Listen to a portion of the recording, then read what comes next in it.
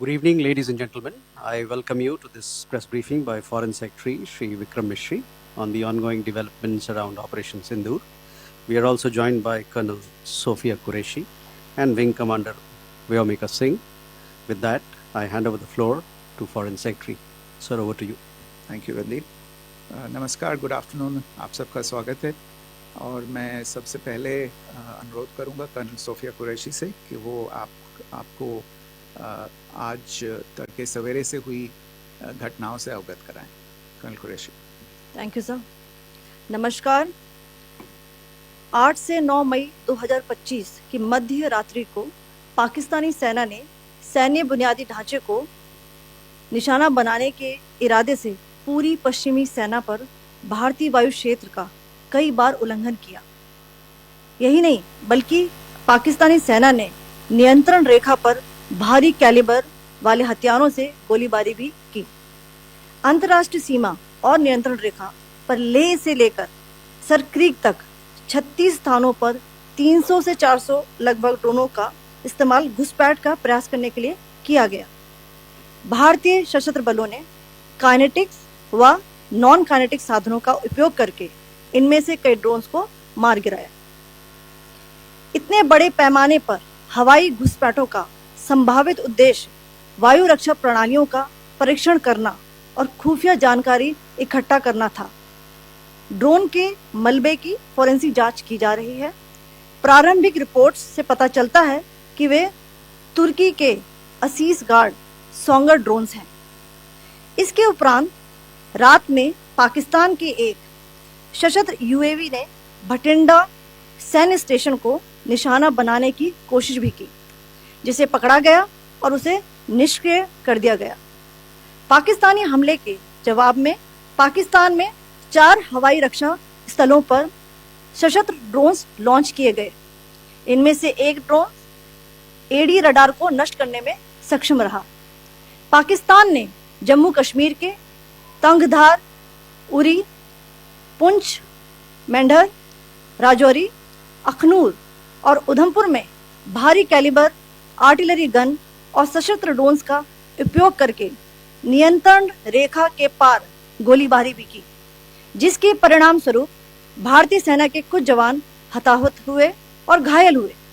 भारतीय जवाबी कार्रवाई में पाकिस्तानी सेना को भी बड़ा नुकसान पहुंचाया गया. इसके अलावा पाकिस्तान का गैर जिम्मेदाराना व्यवहार फिर से सामने आया. 7 मई 2025 को रात 8:30 बजे एक असफल अकारण ड्रोन और मिसाइल हमला करने के बावजूद पाकिस्तान ने अपना नागरिक हवाई क्षेत्र बंद नहीं किया. पाकिस्तान अपने नागरिक विमानों को ढाल के रूप में इस्तेमाल कर रहा है, जबकि उसे अच्छी तरह से पता है कि भारत पर उसके हमले से हवाई रक्षा की तीव्र प्रतिक्रिया होगी. यह भारत और पाकिस्तान के बीच अंतर्राष्ट्रीय सीमा के पास उड़ान भरने वाले अंतर्राष्ट्रीय उड़ानों सहित नागरिक विमानों के लिए सुरक्षित नहीं है. यहाँ स्क्रीन शॉट में पंजाब सेक्टर में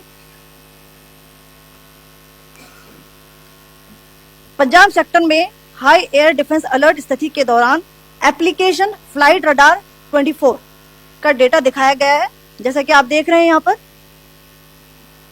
भारतीय पक्ष का हवाई क्षेत्र घोषित बंद के कारण नागरिक हवाई यातायात से पूरी तरह से रहित है.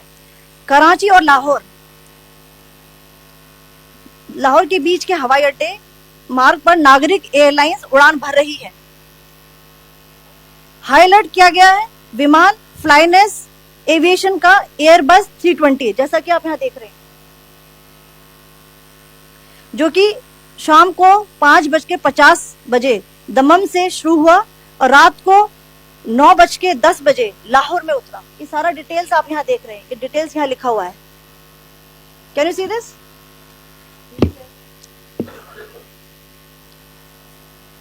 भारतीय वायुसेना ने अपनी प्रतिक्रिया में काफी संयम दिखाया और इस प्रकार अंतर्राष्ट्रीय नागरिक विमान सेवा की सुरक्षा सुनिश्चित की. धन्यवाद. जय Hind. So, good afternoon to you all. On the intervening night of 8th-9th May 2025, Pakistan military carry out multiple violations of Indian airspace along the entire western border with an intent to target military infrastructure. Pakistan military also resorted to firing of heavy caliber weapons along the line of control. Along the international border and line of control, drone intrusions were attempted from Leh to Sar Creek at 36 locations with approximately 300 to 400 drones. Indian Armed Forces brought down a number of these drones using kinetic and non-kinetic means. The possible purpose of these large-scale aerial intrusions were to test the AD systems and gather intelligence. Forensic examination of the drone debris is being undertaken. Preliminary reports suggest them to be of Aziz Guard Songa drone of Turkey. Later in the night, an armed UAV of Pakistan attempted to target Bhatinda military station, which was detected and neutralized. In response to the Pakistani attack, armed drones were launched at 4 air defense sites in Pakistan. One of the drones was able to destroy an AD radar. Pakistan also carried out artillery shelling across the line of control using heavy caliber artillery guns and armed drones at Tangdhar, Uri, Poonch, Mendhar, Rajouri, Akhnur and Udhampur in Jammu and Kashmir area, which resulted in some losses and injuries to Indian Army personnel. Pakistan Army also suffered major losses in Indian retaliatory fire. Additionally, Pakistan's irresponsible behavior again came to fore. Pakistan did not close its civil airspace despite it launching a failed unprovoked drone and missile attack on 7th May at 8:30 hours in the evening. Pakistan is using civil airliners as a shield, knowing fully well that its attack on India would elicit a swift air defense response. This is not safe for the unsuspecting civil airliners, including the international flights which were flying near IB between India and Pakistan. The screenshot we just showed and we shall share with you, it shows the data of the application Flight Radar 24 during a high air defense alert situation in the Punjab sector. As you have seen, the airspace on the Indian side is absolutely devoid of civil air traffic due to our declared closure. However, there are civil airlines flying the air route between Karachi and Lahore. Amongst the other civil aircraft that you can see, we have highlighted an aircraft which is Airbus 320 of Flynas Aviation, which was originated from Dammam at 1750 hours and landed later at Lahore at 2110 hours in the night.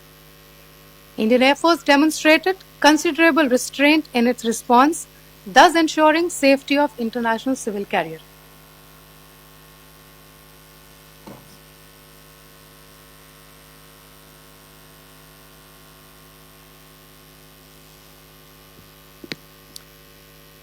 Thank you, Colonel Qureshi, Wing Commander Singh. I have just a few points to share in addition. कल रात की पाकिस्तानी सेना की कायरतापूर्ण गतिविधियों से आपको colonel Qureshi और विंग कमांडर सिंह ने पहले ही अवगत करा दिया गया है. These provocative and escalatory actions that were taken by Pakistan last night were targeted at Indian cities and civilian infrastructure, in addition to some military targets.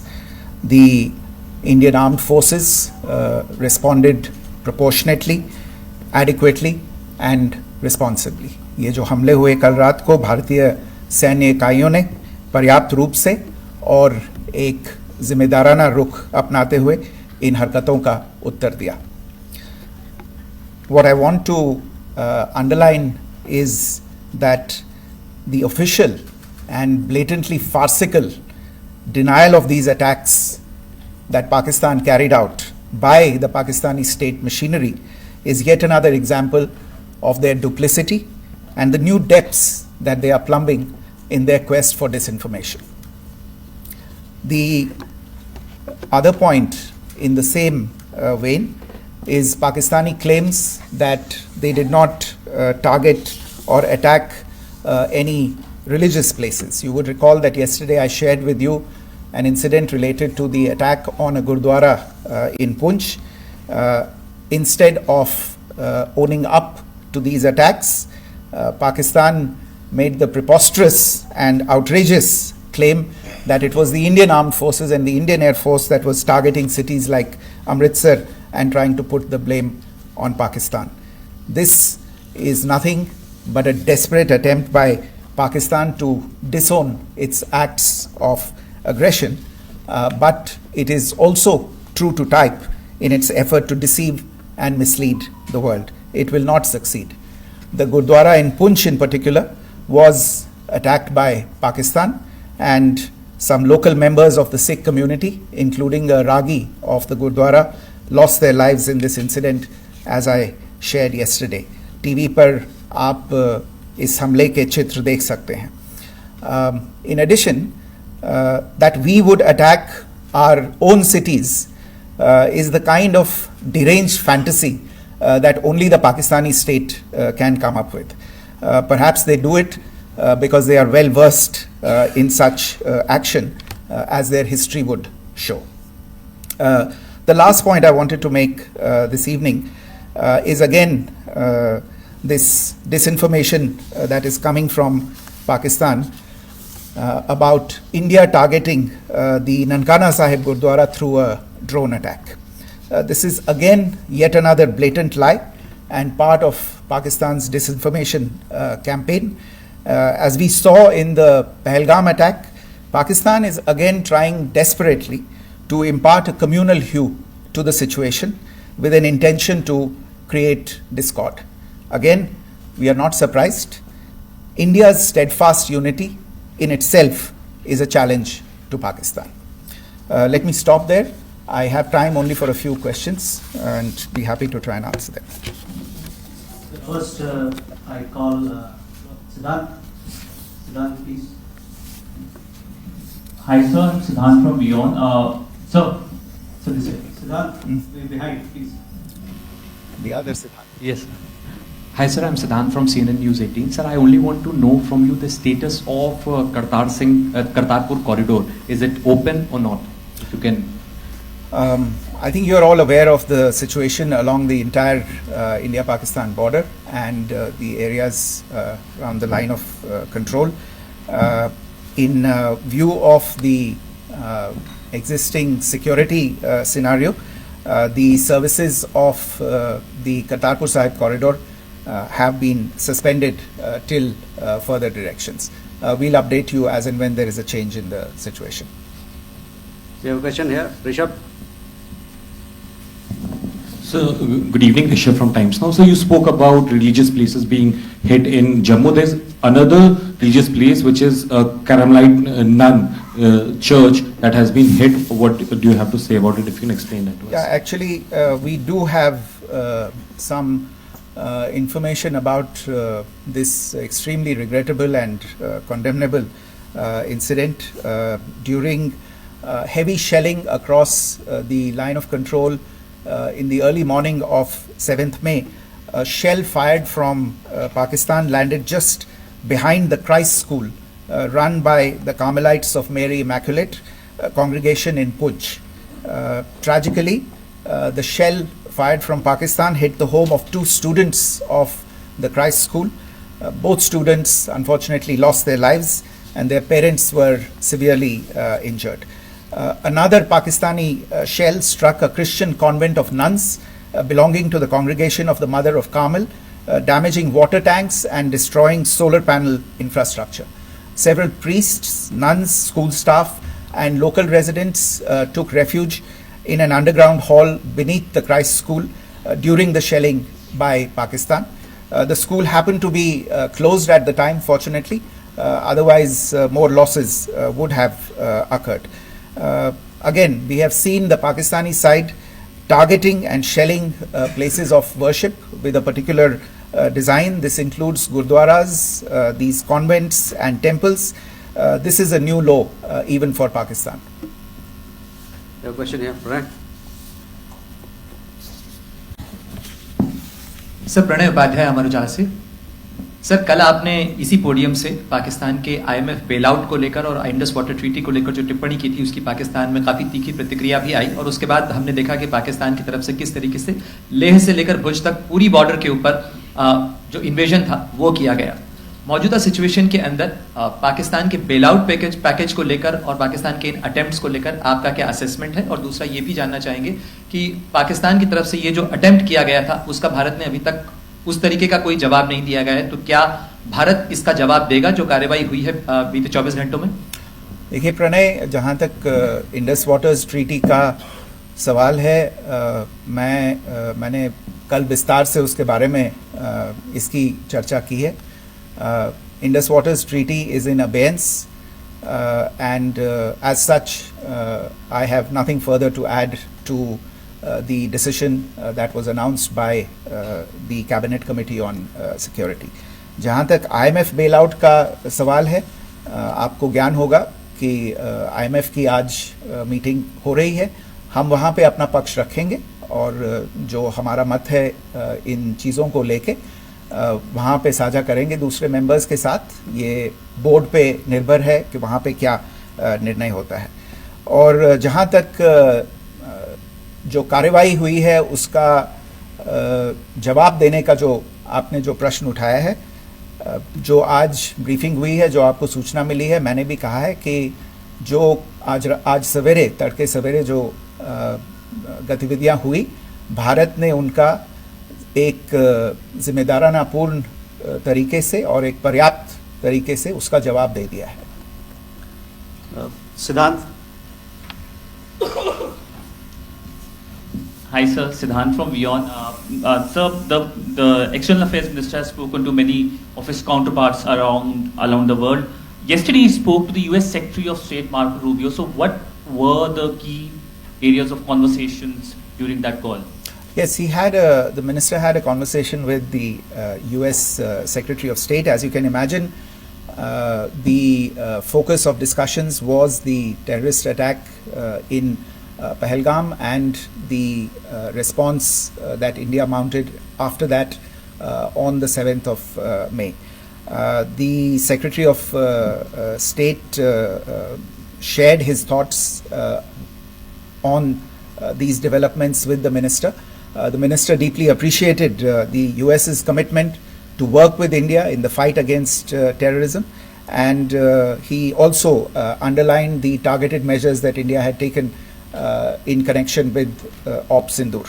The minister also underlined that India would firmly counter any attempts at escalation from there.